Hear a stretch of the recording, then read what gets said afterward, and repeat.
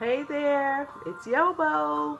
Hey, day 326 of life according to YoBo. A life with no mess, no stress, no BS. I swear on 100 Bibles, that's the way I live my life. No mess, no stress, no BS. And most problems in people's lives occur with money and relationships. And one of the main problems in relationship is communication. Baby, that ain't gonna be a problem for you anymore. Once we get through this book, I know how to act like a lady, but how do I think like a man? In communicating with men, yo boo, yo man, yo sugar pie, don't ask him what he thinks about you.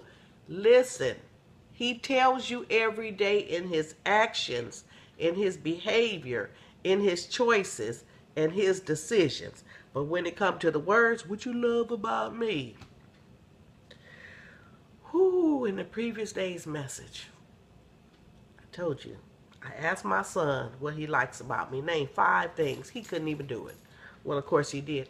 Dog, don't you jump up here and knock my camera down. Well, when he named 5 things, he thinks he named 5 things, but he repeated one twice. And then my 10-year-old grandson did the same thing. But as promised, I told you I was going to share what my husband said. And just for the heck of it, I called him again and just asked him today, just to see what he would say. Okay, we're going back 6 years ago. Okay, phone was ringing. I took a deep breath. He answered. I said, hi, babe.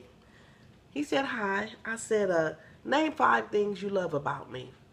And he didn't even stop to think. He said, your humor, ambition, focus, faith, and family. I said, thank you. He said, what was that all about? I told him I'll explain later. Today I called him and I said, hey babe, name 5 things you think about me, that you love about me. He totally forgot that I asked him the same question. See, a woman would have remembered. He said, okay, in what regard? Everything, general, right now? Can I call you back? I said, well, just real quick, just off the top of your head. He was with someone, but he said, ambitious. And look, what did he tell me 5 years ago? He said, humor, ambition, focus, faith, and family. So today he said ambitious, perceptive, caring, great cook, one more, giving. You know what? He actually said things which describe me. Nothing about him. Nothing that he can get by mooching off me or leeching off me. Nothing that makes his life any better. Nothing related to his creature comforts other than the food. But when I asked him this question the first time, he was age 57 and we had been married 35 years. Now he's age 62 and we will be married 40 years on September 11th. So based upon the responses that he gave, I'm going to tell you something about relationships.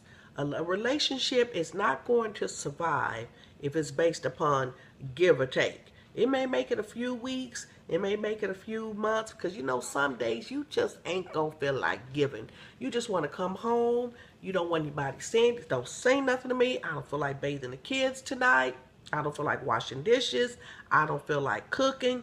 Those type of relationships, sometimes you got to be able to read the other person without them saying anything, which is just what I'm saying in this chapter. You don't have to ask a person, what do you think about me? What you love about me? You ought to be able to walk in the house. Well, my grandson and my son, they obviously love my cooking. But what if I stop cooking? Or what if they find somebody whose food tastes better than mine? A relationship is going to require more substance and foundation. What you love about me? Ooh, girl, that booty on you. When I first saw you, ooh, I saw them big boobs, and that 36, 24, 36. Well, I'm telling you right now, I am literally, well, not literally, I'm almost twice the woman he was when we met. 3 times a woman age-wise, a little bit more, almost 4 times a woman. But you can't base a relationship of what you love about me on all that old loosey-goosey stuff. Because you know what all that loosey-goosey stuff is going to be? Give it time. 40 years of marriage. Just about all the loosey-goosey that you going to have left. All that feel-good stuff. See, I'm trying to tell the truth. I'm trying to shame the devil. I'm trying to help somebody.